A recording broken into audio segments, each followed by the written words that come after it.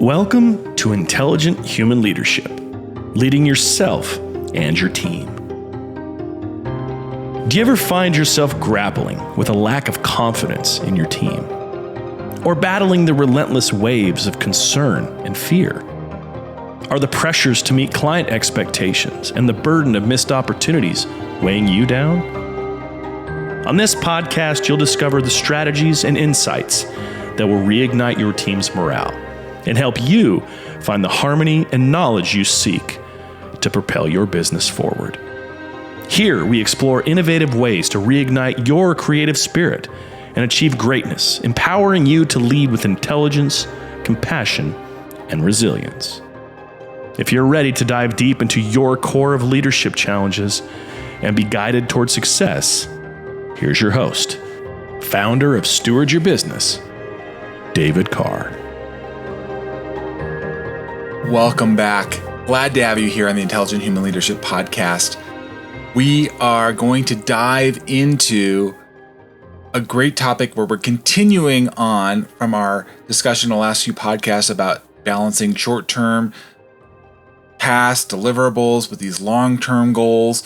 In the last episode, we talked about the core and the code. So if you missed that episode, I encourage you to go back to that. I realize that there's so much that I like to pack into these podcasts. I want to break them down for you a bit more. And today I want to focus in on the challenge of how do we shift our energy when we're trying to balance all these things? How do we tackle these short-term and long-term tasks, these goals? And how do we maintain that productivity, particularly for those of you that are in the AEC industry, you're an environmental consultant, you're going in the field maybe, you're coming out of the field, you've got a report deliverable, you've got some longer term objectives, right? You got performance reviews you might need to get done. These are all different things we're going to be having to shift between. And so building on our last couple of episodes, we get this sense of our energy and how do we manage that effectively to address all these tasks. It's not just about time management. Certainly that plays into it, but it's a knowing how to focus and shift your energy.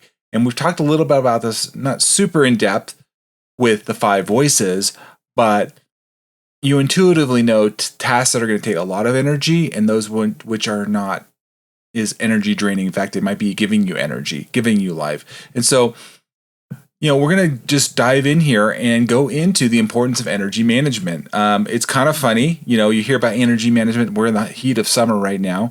How do we manage our energy, right? Literally, we might have blackouts. We've got, energy that we've got to look at because there's such a drain on the system. When everything is so hot, for example, everybody's turning on their air conditioning units. They're trying to get the fans going. And so there's a drain on the system all at once.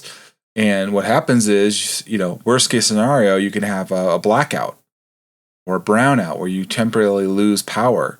And so everything comes to a halt. Sometimes it's just a short one, but it can be longer. So how do we do that? How do we avoid getting to the burnout, right?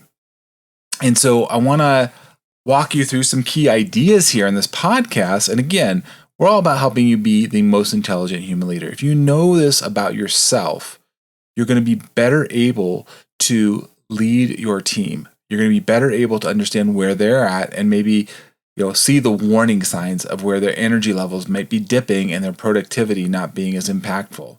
So understand your personal energy peaks. When are you most alert and productive? You may have heard of this phrase chronotype or where you might be more energetic at certain points of the day. Some people, it's not always in the morning for some people. Some people will actually do their best work at night or in the evenings, kind of off the normal work schedule, if you will, the 9 to 5. And so recognize when you're most alert and when you feel like you can tackle the harder, more challenging problems, and when you're really lacking that emotional, mental space that requires the energy to focus on these longer term things. And so sometimes it's, we're going to talk about how you can shift and focus on getting those shorter term tasks done. Look at when you're batching your tasks together and find out where we can put those together for high energy tasks and where those other slower periods may occur. I was talking, for example, to a client just today, and he was talking about how he does social media posts and gets them all done. And he's like, if I spend that time and I just batch them for the whole month or get a lot of them all together, because it's not that they're hard, but you add all these together, just focus, lining them all up, making sure everything is dialed in, right? And then you get that and you spend that time of, let's just say, 4 hours a month, rather than waiting and kind of doing them one off, or it takes longer over time. So it's just learning how can we batch and group these tasks that we need to do. And sometimes these are a bunch of short tasks that we can group together and that culminate in a larger one. And so understanding how this shows up for you. Now, one of these things I learned early on was the bane, or the email, or these things that don't take a lot of our brain power. But what happens is a lot of people open up the simple things first when actually they have the most energy, they have the most focus, and they kind of let that wash away, if you will, instead of flipping it on their head and saying, you know what, for example, I've got to write a report, or I've got to get a section of a document done. It's going to require a lot of focus and effort. And it's better to take it on when you have all that energy and kind of drive, use that. And when your tank is low, and when you've kind of focused on that big task that may be deliverable or moving that milestone, right? Then it's a good time to take on these smaller little tasks. And so we're going to get a little bit more about strategy here in the podcast. But the thing is, if you're not understanding your energy levels and who you are and how you show up and where you're at, if you're, for example, more future oriented in your voice, in the way that you see the bigger picture and you're focusing on these things, naturally, we want to get you in that place of naturally being there in your, what I call, preferred way of being. However, if you're a person that is, let's just say, more nurturing oriented, they're looking at the emotional connection, the relationships, how's everybody doing? Commonly, this is what I see in the HR or some kind of medical field. I talked with a physical therapist today, and they're looking at people's emotional needs, or looking at harmony, and that's something that really energizes them, puts them in a good place. If you're asking them to do something very strategic, very object oriented, it's not that they can't do it, but recognize that when your energy has to go that way, you're going to have to be prepared. And if you're not prepared for that, what's going to happen is you're going to undermine yourself, because you're probably going to delay on getting those things done. You just don't have the energy, you just don't have the focus, you don't have the desire, because it's not your natural way of being. But if you understand this about yourself and your team, you can start to look for others, or at least explain to others, if they're asking you to do these things, the reality of actually having it come together. For example, I've been asked to do AQC reports. It takes a lot of detail, it takes a lot of focus. It's something I can do. I've done tons of biological reports, environmental impact studies, or environmental impact reports. I've done them. The reality is, though, it takes me quite a bit of focus and energy. And so when I do that, I can't be responsive to a lot of people and other demands, which I normally am actually pretty good at, and balancing all this information. So I just have to recognize that. Number one, I recognize it myself. Number two, then I communicate it to my team so that they're not unaware of, hey, these are the challenges and the focus that David needs to have to be able to be successful here. So don't assume everybody's going to process it and have the energy the same way you do, and communicate that. Be clear on how and what your strategies are to getting work done. So some ways we can look at this. I'm actually going to share ways of strategies for shifting energy here in this podcast. For those of you that know, if you've never listened before, I am certified with Giant Worldwide. They're an amazing organization. I include many of their tools in the coaching program. And one of the tools that we have in there is this tool called the 5 Gears. And for those of you watching me on YouTube, you can see the book here. You can actually look. How to be productive when there's never enough time. Yeah, this is a great framework to understand our energy level.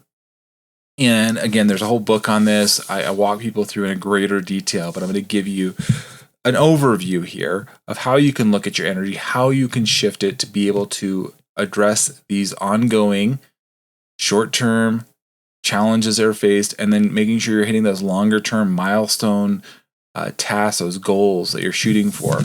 How many of you have had those long term goals? You had a review, let's just say a performance review, and a year later you're like, man, I didn't really make progress on those. We don't want that to be. You want you to be that intelligent human leader where you've made progress, you've moved toward those goals, you've essentially collapsed time in the way you organize yourself and organize your energy, strategizing, if you will, how to use and be the best steward of your resources that you have, knowing yourself well. So I'm going to give you this. If for those of you, you may be old enough to think about shifting a car, and nowadays it's all changed a little bit, but there's ways we shift. So if even in today's modern cars, I drive a Subaru, and you can actually toggle the little paddles, I guess is what I want to say, where it will shift the car down and up. I live up in the mountains here in Southern California, in Running Springs, and so there's a constant downshifting when I'm driving down the mountain, so I don't have to keep braking so much, taking more energy to slow my car down. And same thing, I can actually upshift as well. So there's this going back and forth with the energy. And so when we look at the 5 gears framework, there's ways we can move that energy. So the first gear is simply just recharging. It's just making sure that you're getting regular breaks, you recharge yourself for whatever that is for you. It's different for different people. For me, I actually get recharged by being around people, being in conversation. I get energized by that. But others need time alone. They need to be more inwardly thoughtful, and there's nothing wrong with that. I recognized that early on in my marriage. I read a great book called Introverts and Extroverts in Love with my wife, and we realized how different we were in this space, and how she recharges by being alone, by just spending some time by herself, processing things. And then she's great. She wants to come back and see people. It's not like she doesn't want to see anybody, but there's a place for that. While I actually get kind of decharged, I lose that energy if I'm not around a lot of people. So it's related. So you think about, how do you recharge with each person? Everyone's a little different.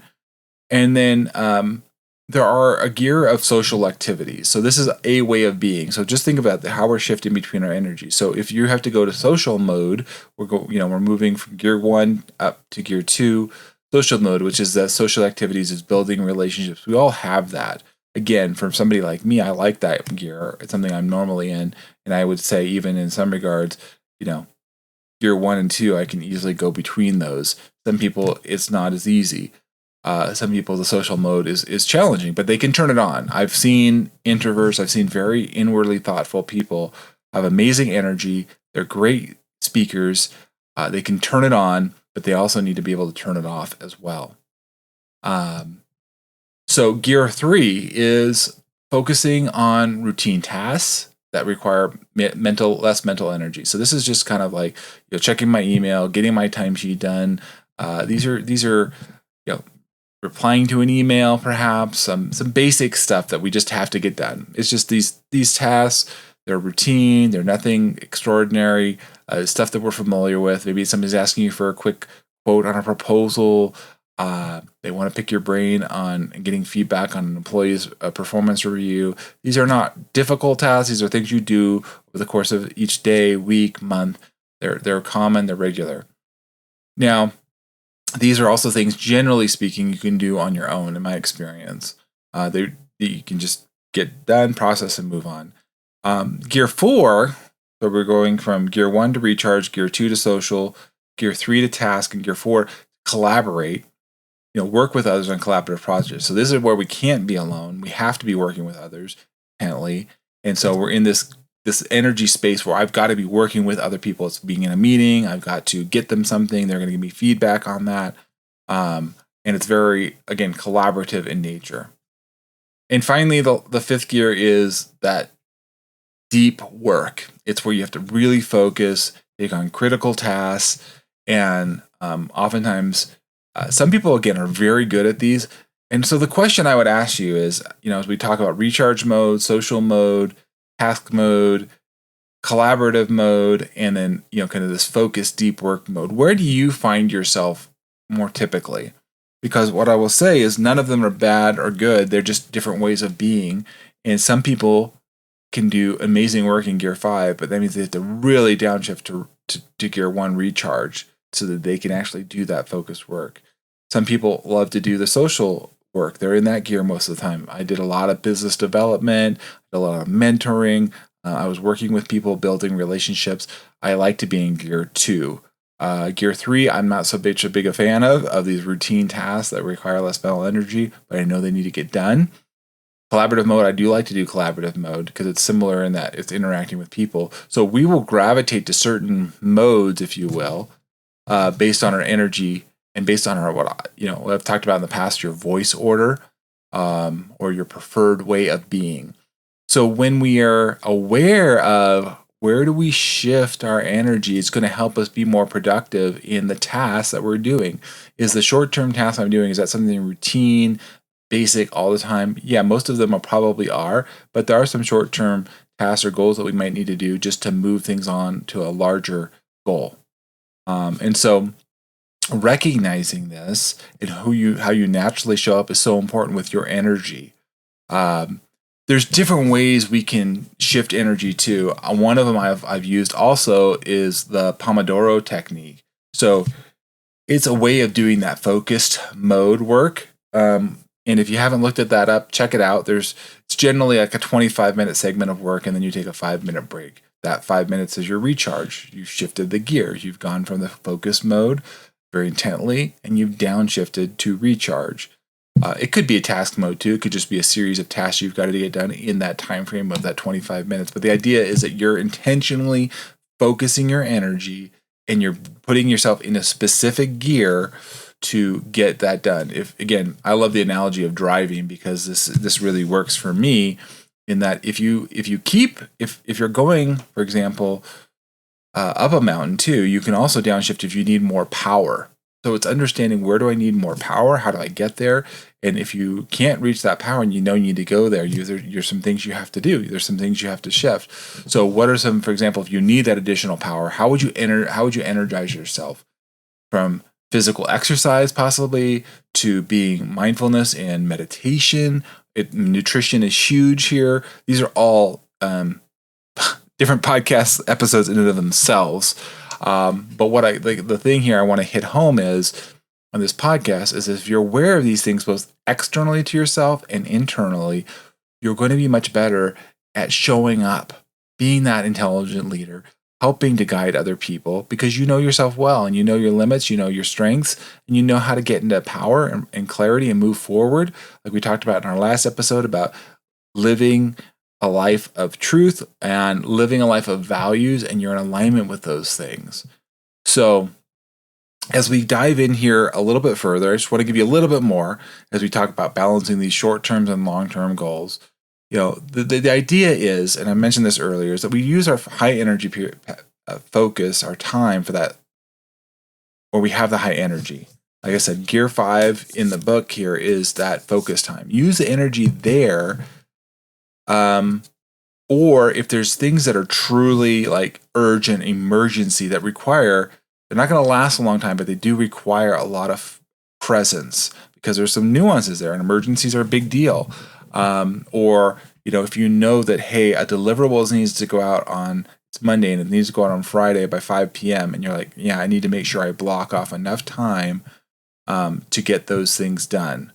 Be prepared and give yourself the energy to do that. So, don't be unwise saying, well, let me go out the night before and I'm going to, stay out talking with my friends all night and, whatever. And you wake up and you're tired in the morning, you're not having the energy. And so at the end of the day, you're dragging and you knew it was coming at the end of the day. So be proactive. Look at that. This is really important too when you're traveling. I found it as well to be careful about your energy levels and plan the tasks and things that are coming and be realistic about what you actually can accomplish and do. I have a tendency to overestimate that in myself.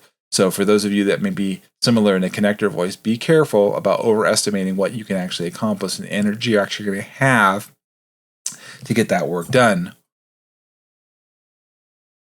Again, for the long-term planning, make sure you actually pick dedicated times, focus time. One thing I've noticed, I use Microsoft a lot, and it gives you a focus time on your calendar. If you turn it on, a little toggle, it literally actually picks times on your calendar to block out an hour, 2 hours maybe, to where you can focus on these long-term projects. Again, looking at that when you're in a high energy state. So if you know you're going to be eating lunch and you're going to be, kind of losing energy, don't put your focus time at 1 o'clock, 2 o'clock, where you know that your energy level is dipping. Maybe it's 8 o'clock in the morning or 9 o'clock when you have more energy, or it could be 7 o'clock at night. If you're a later person, you're like, I want to eat, I want to get through some different things, and I'm at a place where I can really focus. Just look at that and realize it's different for different people. Delegation is also huge. I think that's hard for some people. Knowing, again, who you are and how you can manage your energy of like, how do I delegate tasks? Is one of the things I work with clients on, and we actually go through this whole process of identifying your workload. How long does it take? What's the frequency? And essentially the energy, if you will, that's needed to get those done. And are there other people that are better suited to help you get that done? Don't just think because it's on your plate and just because it's in front of you means that you have to do it all. I made that mistake early on in my career where I had this huge project. I felt like I had to do everything in it. And it was quite a bit of a learning experience of understanding management and how do I manage all this information and actually put it and delegate it. The most successful project managers I've seen know how to delegate well, and they can share that and give people guidance on what it looks like, how long it will take. They're very specific, and they help their team members be successful by knowing how to delegate effectively. So something to think about there. We have all these different challenges of how to balance these short-term and long-term goals. So I'll give you some practical tips as we kind of wrap up the podcast here today. Again, I want to deal with a lot more in here, but if you're mindful about your energy, where is it high energy? When is it low energy? Look at your calendar and look at your ideal week. Kind of plan some things here out. Where is your routines? And so I've talked about the core 4 in the last episode, and I've talked about it in previous episodes. The core 4 for me is a foundational tool that I use in my Warrior app that I guide people to in looking at different areas in their life: body, being, balance, business. And so if you develop good, healthy routines and habits that serve you, obviously your morning routine is a huge one. Whenever you get up, whatever that is for you, look at the first hour, 2 hours of your day, and what are you spending time on? Are you spending your time on, when you've got good high energy, scrolling on your phone? Are you just watching the TV maybe? Or are you being more judicious with your time? Are you looking and being more conscientious of how you're using the resources you have? We have time as our most valuable asset. And so look about what that routine is like. And again, reach out to me. I do free discovery calls. I would love to talk with you more and see if there's a good way that I can help you in the resources I've had and that ones that I use to be successful with myself and clients. But then look at your breaks. Look where there's times where you can recharge the day. If that's going out, walking around the office, it's stretching your legs, it's maybe going to the gym, maybe it's reading a book.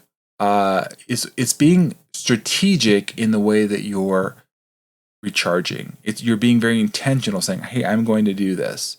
I want to learn something new, or I want to have a conversation with somebody. I'm going to call my mom, or I'm going to call a friend at this time. Be intentional with the way you're recharging yourself.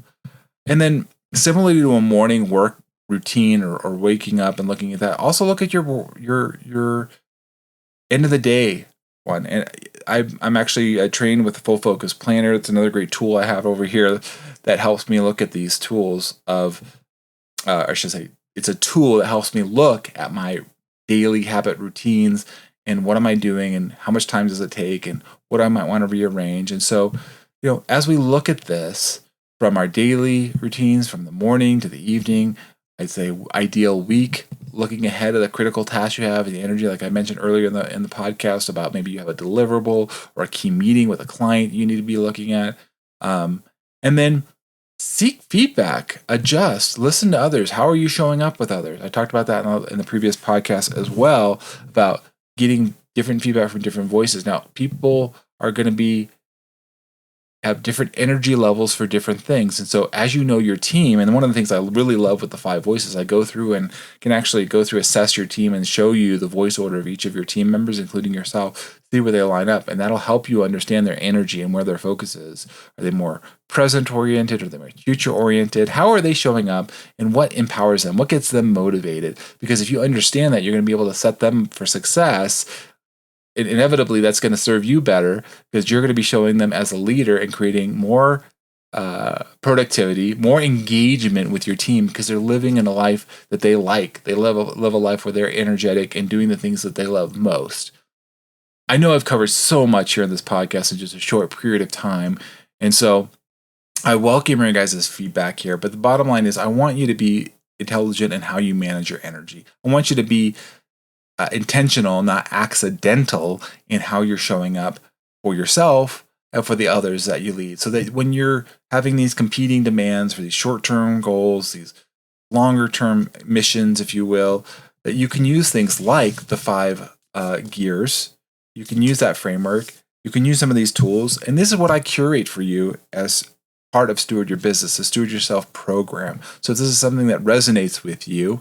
Now let's reach out. Let's have a conversation. But nonetheless, please leave your comments, leave your feedback. I love to hear from you about what resonated, what really you got value out of. And if you truly got value out of that, I would appreciate hearing from you and a review, whether you send it to me personally, leave a 5-star review, leave a comment, promote it, share that. Let's get the word out so we can help others be intelligent human leaders, right? When we all rise together, we'll benefit ourselves, our organizations, our community.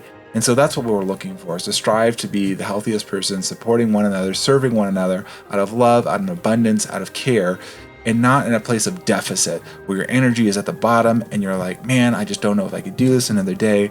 I'm here to lead you to victory. We do not want you stuck. We want to get you unstuck in a place where you're feeling successful and that you're achieving the goals you desire and having the life that you've truly dreamed, that you really wanted to be. So don't get stuck if you're feeling, like, man, David, I'm just getting hit over wave.